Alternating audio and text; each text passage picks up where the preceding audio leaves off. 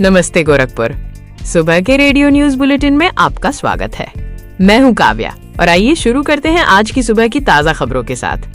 सबसे पहले डालते हैं आज की मुख्य सुर्खियों पर एक नजर। गोरखपुर जल्द ही प्लास्टिक उत्पादन का केंद्र बनेगा। मुख्यमंत्री योगी आदित्यनाथ करेंगे 3 नई इकाइयों का लोकार्पण। पूर्वोत्तर रेलवे की पहली अमृत भारत ट्रेन गोरखपुर के रास्ते छपरा से आनंद विहार तक चलेगी। वॉलीबॉल खिलाड़ी आकांक्षा पांडे का इंडिया कैंप के लिए चयन। गोरखपुर विश्वविद्यालय के 3 पुरातन छात्र बने इलाहाबाद उच्च न्यायालय के न्यायाधीश। परिवहन निगम ने गोरखपुर से बड़िया चौक तक बस सेवा फिर से शुरू की। राप्ती नगर में जल्द बनेगा electric bus charging station. Sahjanwa नगर पंचायत चुनाव की पुनः मतगणना पर हाईकोर्ट ने लगाई रोक। विजिलेंस टीम पर घूस मांगने का आरोप, मुख्य अभियंता से की गई शिकायत। डीडीयू के छात्र को मिले कम अंक, शिकायत करने गए पिता की हुई हार्ट अटैक से मौत। और अंत में शाहपुर थाना क्षेत्र में पत्नी की गोली मारकर हत्या, आरोपी पति गिरफ्तार। अब वक्त है इन सुर्खियों के विस्तृत विवरण का। सबसे पहले बात करते हैं सकारात्मक और विकास से जुड़ी खबरों की। गोरखपुर जल्द ही प्लास्टिक उत्पादन का एक बड़ा केंद्र बनने जा रहा है। गीडा क्षेत्र में बने उत्तर प्रदेश के पहले प्लास्टिक पार्क में बड़े औद्योगिक घरानों ने निवेश किया है। आज यानी गुरुवार को मुख्यमंत्री योगी आदित्यनाथ 3 प्लास्टिक पार्क इकाइयों का लोकार्पण करेंगे। इन इकाइयों में टेक्नोप्लास्ट पैकेजिंग प्राइवेट लिमिटेड, ओम फ्लैक्स इंडस्ट्रीज प्राइवेट लिमिटेड और गजानन पॉलीप्लास्ट शामिल हैं। इन परियोजनाओं में कुल मिलाकर 120 करोड़ रुपए का निवेश हुआ है, जिससे लगभग 270 लोगों को रोजगार मिलेगा।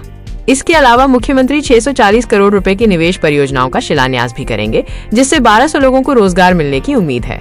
पूर्वोत्तर रेलवे की पहली अमृत भारत ट्रेन अब गोरखपुर के रास्ते छपरा से आनंद विहार तक चलेगी।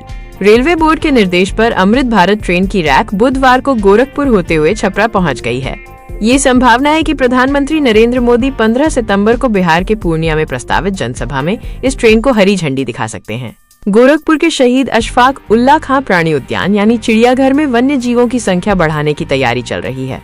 इसी क्रम में बुधवार को कानपुर चिड़ियाघर से लकड़बग्घों की एक जोड़ी लाई गई। चिड़ियाघर के मुख्य पशु चिकित्सक डॉक्टर योगेश प्रताप सिंह ने बताया कि अब चिड़ियाघर में लकड़बग्घों की संख्या बढ़कर 3 हो गई है, जिससे इनके प्रजनन की संभावना बढ़ेगी और चिड़ियाघर का आकर्षण भी बढ़ेगा। हमारे शहर के लिए एक गर्व का क्षण। गोरखपुर के बिछिया की रहने वाली वॉलीबॉल खिलाड़ी आकांक्षा पांडे का चयन इंडिया कैंप के लिए हुआ है। वो चीन के सांगलू शहर में होने वाली अंडर 15 वर्ल्ड वॉलीबॉल चैंपियनशिप में भारतीय टीम में शामिल होने के लिए प्रशिक्षण लेंगी। इंडिया कैंप के लिए ट्रायल महाराष्ट्र के पुणे में हुआ था, जिसमें पूरे उत्तर प्रदेश से आकांक्षा एकमात्र चुनी गई खिलाड़ी हैं। दीनदयाल उपाध्याय गोरखपुर विश्वविद्यालय के लिए भी एक गौरव का विषय है। विश्वविद्यालय के विधि संकाय के 3 पुरातन छात्र अब इलाहाबाद उच्च न्यायालय में न्यायाधीश बन गए हैं। इनमें लक्ष्मीकांत शुक्ल, स्वरूपमा चतुर्वेदी और प्रशांत मिश्र शामिल हैं। विश्वविद्यालय प्रशासन और छात्रों के लिए ये एक बड़ी उपलब्धि है। शहर वासियों के लिए एक राहत भरी खबर। परिवहन निगम ने गोरखपुर से पीपीगंज होते हुए बढ़िया चौक तक बस सेवा को फिर से शुरू कर दिया है। यात्रियों की कमी के कारण ये सेवा पहले बंद कर दी गई थी। मुख्यालय से 43 सीटों वाली बस मिलने पर इसे दोबारा शुरू किया गया है। शहर के विकास से जुड़ी एक और खबर। राप्ती नगर में जल्द ही इलेक्ट्रिक बस डिपो और चार्जिंग स्टेशन बनेगा। इसके लिए बिजली निगम के पास 1 करोड़ 50 लाख रुपए जमा कर दिए गए हैं। लगभग 3 करोड़ रुपए की लागत से बनने वाले इस डिपो में निजी कंपनी 4 चार्जर लगाएगी, जिससे बसों की धुलाई और चार्जिंग की सुविधा मिलेगी। आइए अब बात करते हैं कुछ अन्य खबरों की। बड़हलगंज क्षेत्र में सरयू नदी तेजी से कटान कर रही है, जिससे ज्ञानकोल गाँव खतरे में है। प्रशासन ने गांव खाली करने के निर्देश दिए हैं, लेकिन ग्रामीण तैयार नहीं हैं। राम जानकी मार्ग से ज्ञानकोल गांव को जाने वाले संपर्क मार्ग पर बाढ़ का पानी चढ़ गया है।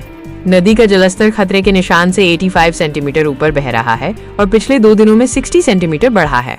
सिंचाई विभाग बचाव कार्य करा रहा है, लेकिन पानी के रास्ते सामग्री पहुंचाना मुश्किल हो रहा है। इलाहाबाद हाईकोर्ट ने सहजनवा नगर पंचायत अध्यक्ष पद के चुनाव की पुनः मतगणना पर रोक लगा दी है। ये आदेश वर्तमान अध्यक्ष संजू सिंह की अपील पर दिया गया, जिन्होंने अपर जिला जज के पुनः मतगणना के आदेश को चुनौती दी थी। अब बात करते हैं कुछ चिंताजनक खबरों की। बीआरडी मेडिकल कॉलेज में एम्बुलेंस माफिया के खिलाफ पुलिस का अभियान जारी है। एसपी सिटी अभिनव त्यागी ने खुद मौके पर पहुंचकर जांच की और 5 संदिग्ध एम्बुलेंस सीज की। इन एम्बुलेंस पर किसी भी अस्पताल का नाम नहीं था और इनमें जीवन रक्षक उपकरण भी नहीं थे। आरटीओ की जांच में कुछ एम्बुलेंस बिना पंजीकरण के मिली। इसके साथ ही सरकारी अस्पतालों में मरीजों को बरगलाकर निजी अस्पताल में भर्ती कराने के आरोपी गैंगस्टर अजीत यादव की 1.5 लाख रुपए की बाइक भी जब्त कर ली गई है। चौरी चौरा के जगदीशपुर उपकेंद्र के एक उपभोक्ता ने बिजली विभाग की विजिलेंस टीम पर घूस मांगने का गंभीर आरोप लगाया है। उपभोक्ता शीतल प्रसाद ने बताया कि टीम ने मीटर न मिलने पर कार्रवाई का डर दिखाकर उनसे और उनके भाई से पैसे की मांग की। बाद में 15-15 हजार रुपए देने पर केस खत्म करने का ऑफर भी दिया। उपभोक्ता ने इसकी शिकायत मुख्य अभियंता आशुतोष श्रीवास्तव से की है, जिन्होंने जांच का आश्वासन दिया है। अब एक बेहद ही दुखद खबर। दीनदयाल उपाध्याय गोरखपुर विश्वविद्यालय में एक छात्र के पिता की हार्ट अटैक से मौत हो गई। छात्र आयुष मिश्र को इंटरनल परीक्षा में सिर्फ 1 अंक मिला था, जिसकी शिकायत करने वो अपने पिता मुरलीधर मिश्र के साथ विभाग गए थे। आरोप है कि वहां उन्हें कोई मदद नहीं मिली, जिससे निराश होकर उनके पिता को हार्ट अटैक आ गया। छात्र ने डीडीयू प्रशासन पर गंभीर आरोप लगाए हैं। और अब आज की सबसे दुखद खबर। गोरखपुर के शाहपुर थाना क्षेत्र में एक पति ने अपनी पत्नी की गोली मारकर हत्या कर दी। आरोपी विश्वकर्मा चौहान ने अपनी पत्नी ममता चौहान की तब हत्या कर दी जब वो काम से लौट रही थीं। दोनों पिछले 14 महीने से अलग रह रहे थे। पुलिस ने आरोपी पति को मौके पर ही गिरफ्तार कर लिया है। इसी के साथ आज का ये समाचार बुलेटिन यहीं समाप्त होता है। कल फिर मिलेंगे कुछ नई खबरों के साथ। तब तक के लिए मुझे यानी काव्या को दीजिए इजाजत। आपका दिन शुभ हो।